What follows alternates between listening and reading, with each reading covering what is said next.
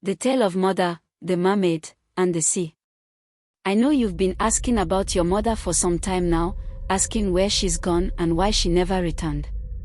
And I've been trying to find the words, but every time I think I'm ready, the memory's way too heavy.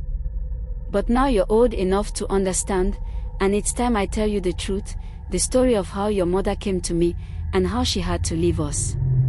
It's a tale of love, sacrifice, and the unforgiving ocean. It all began many years ago, long before you two were born. I was just a young hunter, living in the village by the sea. The days were long, and the nights were quiet, save for the sound of the waves crashing on the shore. I'd go out hunting, setting traps, bringing home fish, and the occasional game, always hoping to make my father proud. But even with the calm of village life, my heart always felt restless. There was something missing, something I couldn't name. One evening, while walking along the shore after a long day's hunt, I saw her for the first time. She was sitting on a rock by the water, her long hair flowing like the tide itself, her skin shining under the setting sun like the softest paw. I thought at first she was a dream, but no, she was more real than anything I had ever seen. Her eyes met mine, and in that moment, it was as if the world had quieted around us. She spoke, her voice like the gentle rhythm of the waves. "Do you believe in love?" she asked, her lips curling into a soft smile. "Or is it just a myth of the land?" I was stunned. Here was a stranger, a woman so beautiful, so otherworldly that my words failed me. All I could do was nod, though deep down, I knew she was not from our world. Her name was Nia, and she came from the sea. She was a mermaid.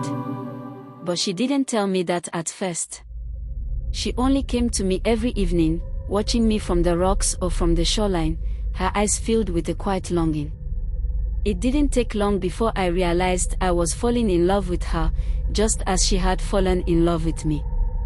We spent many months together in secret, meeting in the quiet hours of the evening. She would tell me stories of the sea, of her people, of the mermaids who ruled the depths and danced among the coral reefs. She spoke of her world, so unlike mine, yet so full of beauty and mystery. And I told her of the land, of the village, of my life as a hunter. But one day, she told me the truth.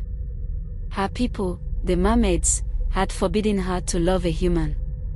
They believed that the bond between a mermaid and a human could never last, that it would destroy both the human and the mermaid.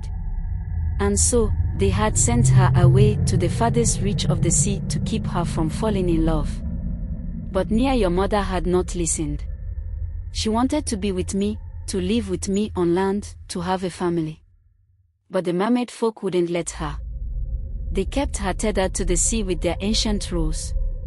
She knew she could never be fully human, that she would always remain one of them, but she didn't care. She wanted to be by my side, to build a life together. So, one night, against the will of her people, she stole a sacred pendant, a beautiful stone that hung from the neck of their queen. This pendant held the power to turn mermaids into humans for a time, to walk on land and live as we do. Nia used it to become human, and she came to me, to the land, to live a life with me. And for years, we lived in happiness. We had our children, your older sister, and then you. Every day felt like a dream come true. But the ocean has a way of calling its own back, and the mermaid folk never truly let her go. They searched for her, year after year, sending waves and currents to bring her back. It wasn't long before they found us. One night, when the moon hung low in the sky, they came to our home. I remember it clearly. Nia's face turned pale when she saw them standing at the edge of the water, their eyes dark with authority. The sea was calling her back, and she knew the time had come. The mermaid elders spoke to her in whispers, their voices like the crash of the ocean against rocks.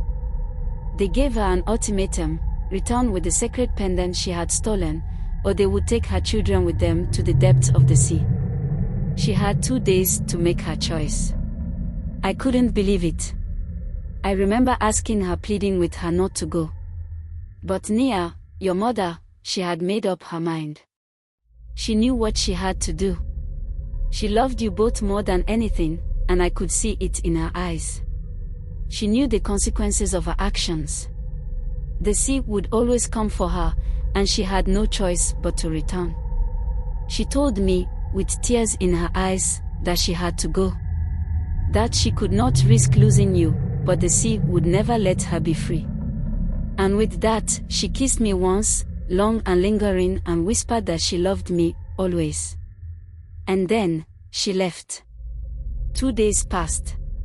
She never returned. The water took her, and I couldn't follow. I couldn't bring her back, no matter how hard I searched. Your mother had to choose the sea, and it took her from us.